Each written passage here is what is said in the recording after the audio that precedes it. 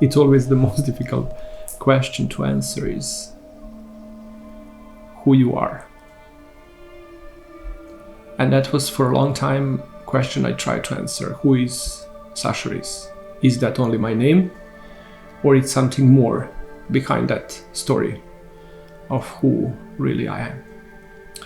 But if I look a little deeper behind the name, would be a hidden little boy, sad, alone, abandoned, and trying to find his place under the sky in this world. And oftentimes the best place to land would be in the arms of the dog. Safe, quiet,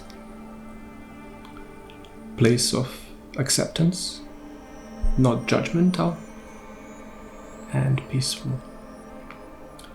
And everything starts from there. Who am I? Who is Sasha Riess? So it's a journey of 30 years trying to answer that question. But everything started to unfold one day when I actually realized that freedom of one lays between the boundaries of his destiny.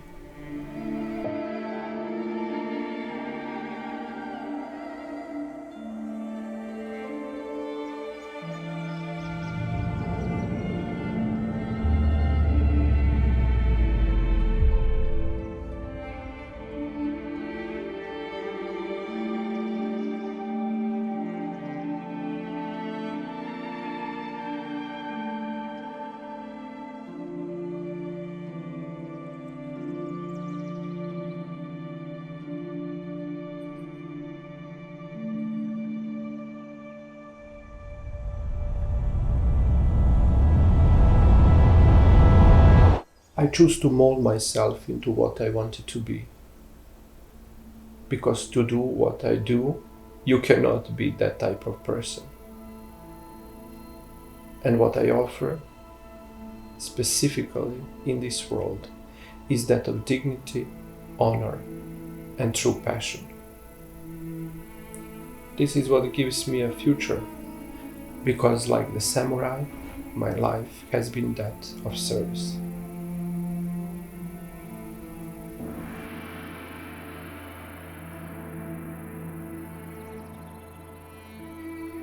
The only way to feel free, to feel engaged, and to feel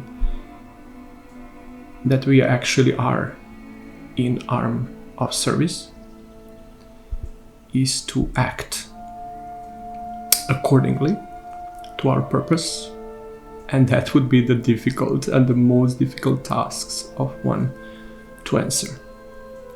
But usually, when we hear the story, when we learn the story, we got afraid of the story, afraid of the calling, afraid to answer that call, and it would be just the easiest ways: don't pick up the phone when the God calls, because you don't know what you're going to be asked to do, and you don't know how to say no to that, because maybe you won't get the second chance to hear it again. So then I was starting to, like everyone else, I was trying to escape the calling. How would you make grooming the life calling? What is there to serve more than just groom the hair of the dog? And how is that can be a purpose of one? I tried to find it. It was a pretty difficult journey. Groom the poodles so they can win one more best in show, the another ribbon that will later on collect the dust, have a nice photo. 30 years ago there was not on Facebook and Instagram, so I couldn't collect the likes. I was just making my photo collection be just enormous. Nice photo with one dog, nice photo with the other dog, podium here, best in show there. And then I was just actually asking, what is behind all of this? I was too young to answer that question, but I was thinking, no, it's just until something else doesn't appear on the horizon. I'll do this just because it's an easy money. nice lifestyle. But then there's no life. It's a good lifestyle with no life. So what's the catch? You turn to have everything, but aside you are losing everything else. Family, health, yourself. I was born in Novi Sad, Serbia. When were you born? 1704. What was it like where you going? Tough, but smooth. It was pretty rough, but developed my imagination in order to run away from that toughness. I developed another world that I was actually living in. What made you get into grooming? It was my actually imagination. I imagined a world where I will be safe and creative. And so when opportunity occurred, I was able to recognize that is what I was dreaming about.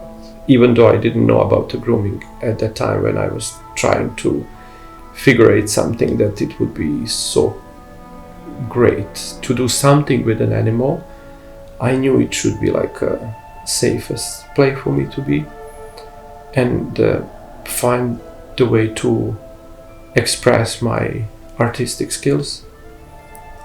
So, but I didn't have in mind that such a profession like a grooming exists. So when I saw people doing it, and when I kind of was pushed toward that path, I say, oh my God, that's what I was dreaming about. But I didn't have an experience about that, so I recognized it when it showed up in front of me. How old were you when you started? I was 16. And that was 30 years ago sharp.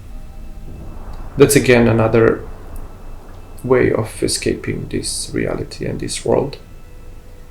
But that takes you to the peace without imagination, beyond imagination.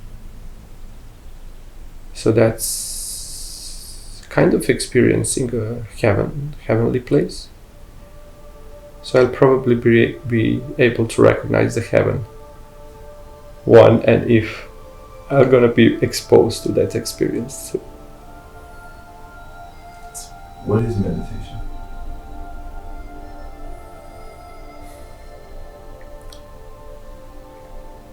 Silent prayer. Prayer with no words. Beyond the space and time.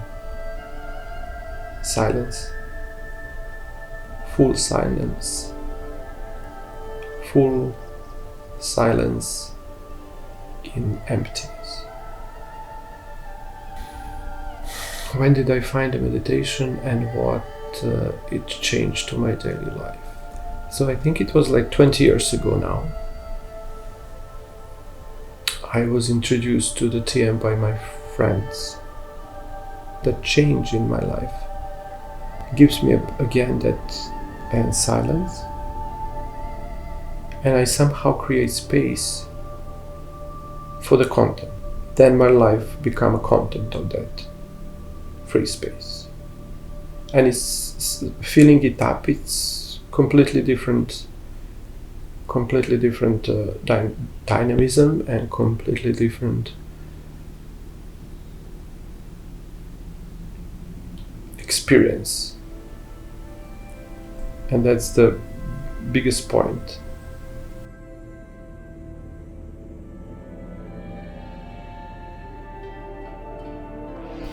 Why did I become a teacher? To be honest, like first time I became a teacher because I couldn't do it myself. So I needed an assistant.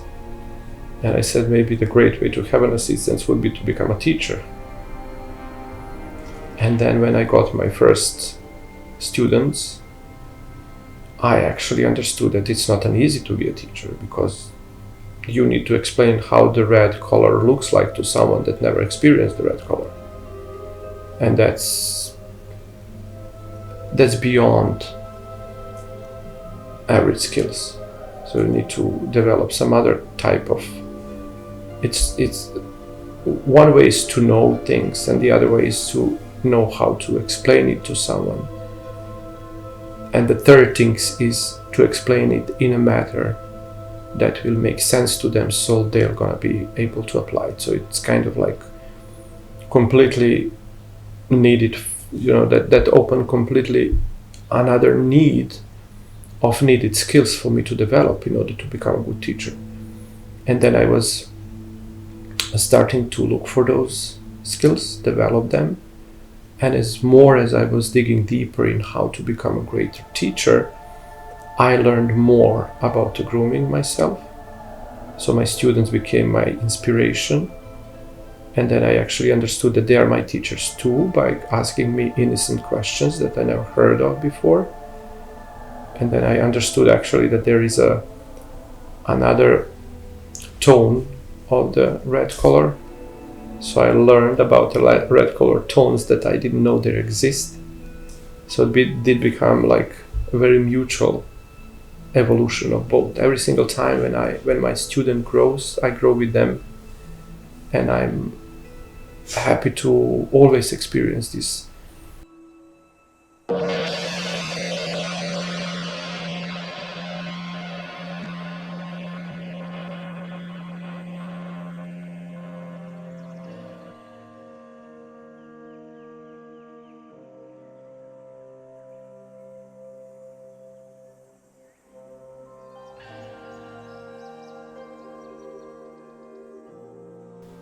Who are you? And what do you do? I am Liz Hampton. I am a dog groomer. Wow. I have been grooming for almost 30 years now. So where did you meet Sasha Riess? I met Sasha online, and in person, I met him in Oklahoma almost 10 years ago. How did you hear about him? I heard about him online through Facebook, advertising his first U.S. online interactive course called Passionate Poodle Course. And I was super intrigued to learn more, and was super excited about learning from somebody that I had never heard of before, who was super exciting. I watched stuff on him, I read about him and what he was going to be teaching, and it was totally unique compared to everything I had learned, because I'm an education junkie and I really enjoy going to seminars and learning from people. And I felt like I had kind of plateaued on my education and wanted more, and it was incredibly exciting to see what he was teaching. 9 years ago. 9 years ago. 9 years ago. Yeah. You enrolled the Passionate Poodle course. Mm-hmm. Why the heck you did that? Oh my goodness. Because I was seeking more knowledge. I wanted to grow. And it was so different than anything that I had seen, as far as how technical it was. When I read about it, I'd never heard of you, knew nothing about you. I'd taken all of my education on the West Coast. Was that the first online course you ever take? Yes. Yeah. And it was so hard. Was it? Yes. Definitely the hardest certification I've ever gotten. But you still choose to sign up, and it wasn't a cheap course then. Mm-mm. No. So that class was very challenging for me too, because it was like first online thing I did. And it was the first US class, right? And it was the first US class, yes. So that was actually my entrance to the US stage. Right. Even though we had students from Australia. So yeah, I remember. There were a lot of students from all over the place. But also the challenge was that I said it's a passionate poodle course.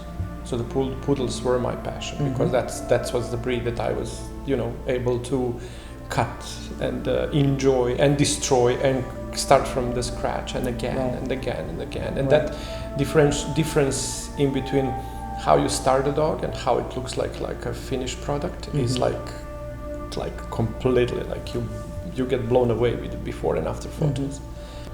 But also I knew that actually if the radical shift doesn't change in the students, they would be not able to apply the knowledge they use, because there is always something that makes people do that self-destruction. Sasha Riess is welcoming, inviting, encouraging, motivating, inspiring. He's just special, very, very unique, and makes me feel at ease immediately. What I find special about Sasha is that he goes deeper than anybody I know. He is into such a deeper level of understanding, and he's able to portray that in a way that I get.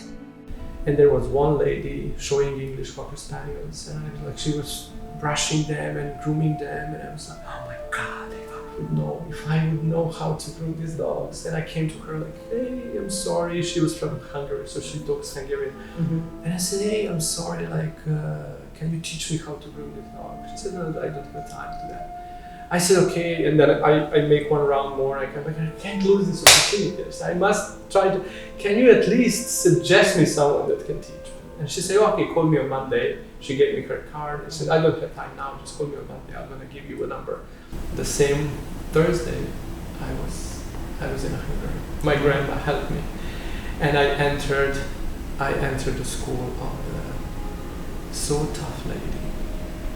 I was kind of like, I said, I ran away from home because of this, and I end up in arms of the same lady. So she was literally beating my hands with a comb. You know, Hungary that was like 1991. So Hungary was just open from that Russian curtain that was, Right. And she was like older lady, maybe something like 60 plus, something like that. That old Russian school of everything is a time, place, and if you don't do it right, you don't do it. So she was so hard on me that I was grooming and crying and going home and crying and said, I don't want to come back. But I said, you don't want to lose this opportunity. You can't lose this opportunity. And I keep coming back, and she was pinching me with the comb. She would take the poodle comb. If I wouldn't take a good scissors, and she would pinch me, and I would drop the scissors, and then she would charge me to fix the scissors. I had my hands were like completely black and bleeding and everything. And I was thinking, actually, that's the most hateful person I ever met. And I hated her so much. I bet. And then I graduated from, my graduation work was poodle in a puppetry, American Cocker Spaniel, and Caribou. So that was 3 breeds that I graduated on, and then I left without saying no thank you, nothing. Right. And I went home, and immediately I started to groom dogs. And my first client was some super champion Caribou Terrier that people knew that I'm coming from her, and she was at the time one of the top Caribou Terrier breeders and judges and the groomers and everything. She was really, and the Black Russian Terriers were just established at that time, and she was, she was being involved working with the Russian Kennel Club to put up the standard for the grooming and how. So it was like completely, she was like a top of the tops in the area and in Europe, and I learned from her. Yet I knew her close enough to experience her. That she was like, when you see her, she was like nothing, one tiny little thing with the long hair that was like going down through, and she was grooming those dogs perfectly. And whenever I do any mistake, she would see it. I don't know how she would see that, but every single time I messed something up, she was like an eagle on top of me. What have you done? I said, no, I don't know. And then I ran away, and I stopped all the contact with the school because I was so angry and so mad and so disappointed. I was so much in pain and everything. But then actually when I saw what I learned, that put me through that. I don't want to say that I kind of, when you get in love with your abuser, so I wouldn't go there to that point. Right. But I think actually to putting down those foundation and understanding how important is a foundation. That you will get a chance to build up the foundation of your job only once in your life. It's only one time in your life when you can build those foundations. Everything else that you want to try to kind of rearrange is just fixing it. And that is when I actually started to appreciate what she did. Aside of that, being angry on her actions, but I was able to see where she's coming from. And then when I met her for the first time after maybe 5 years, I was in Budapest in show and I was showing the dogs, because at that time I already started to be a dog handler as well. And then I won the best in show at that. And next day I said, oh, we have a little more time, so let's just see Marika if we can find her in the shop. So I knew actually what her approximate time for her to be. And I got there, and when she saw me on the door, and she stood there, she was watching at me, and I'm watching her, and she's watching me, and I'm watching, and no one makes any move, and no one says nothing, we are just watching each other. And then she just put hands like this, and I running her arms, and it was such a nice story that when actually when you mentioned Maltese, and I said, what was my first dog that I ever grew? And it was a little Lily, it was a Lily the Maltese. And then the Lily, I saw how hard it is, and I said, I don't even know how to hold the scissors, but maybe I can learn somewhere. And the destiny wanted me to land in the most dramatic way to the school. And then she told me, I recognized the talent.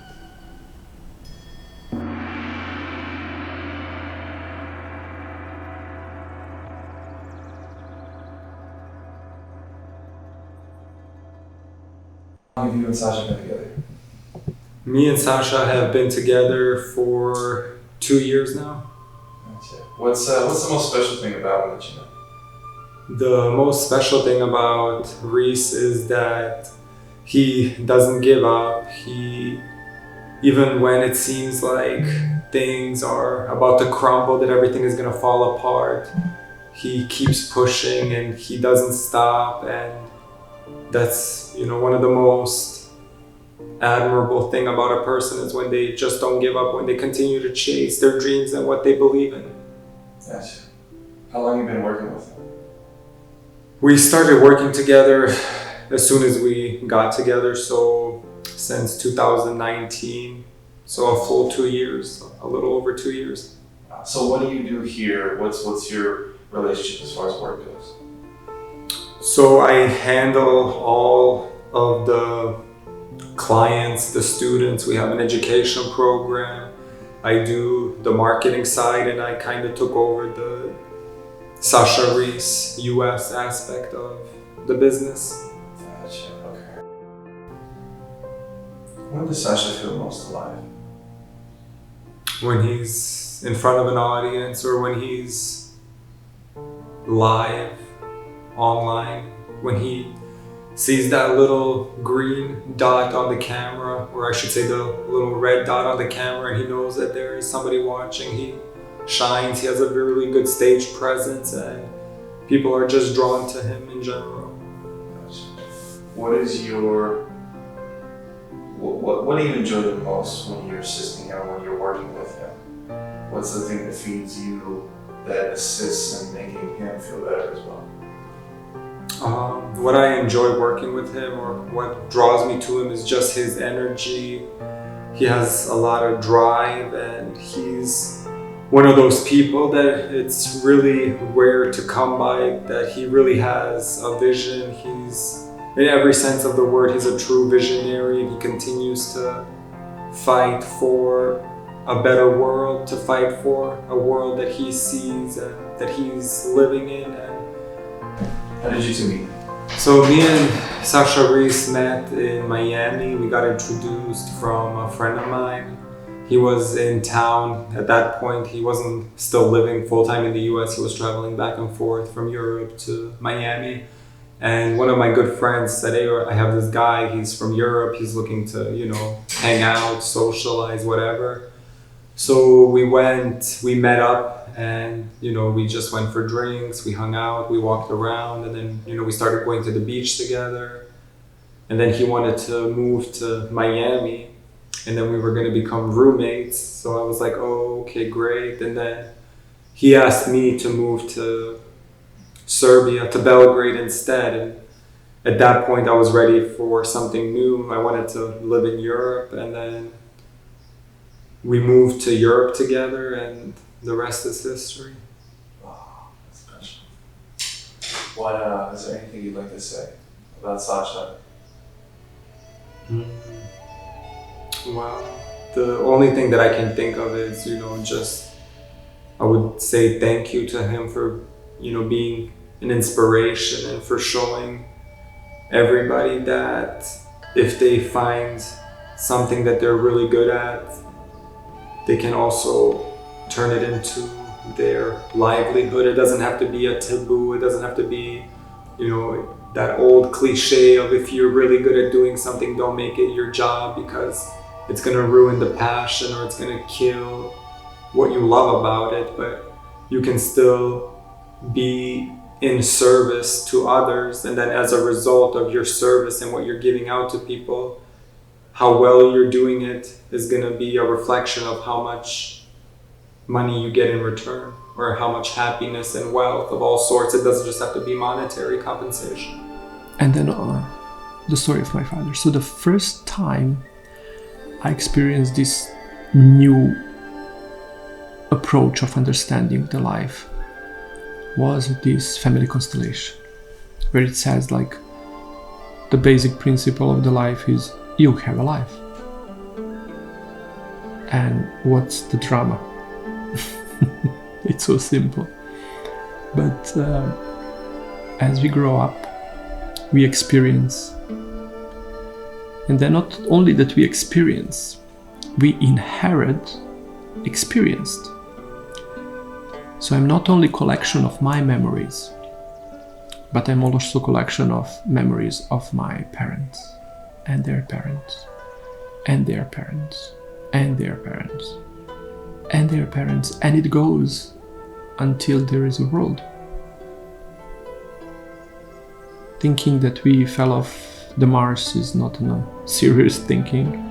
So every mother had a mother and a father as well. Every father had a mother and a father.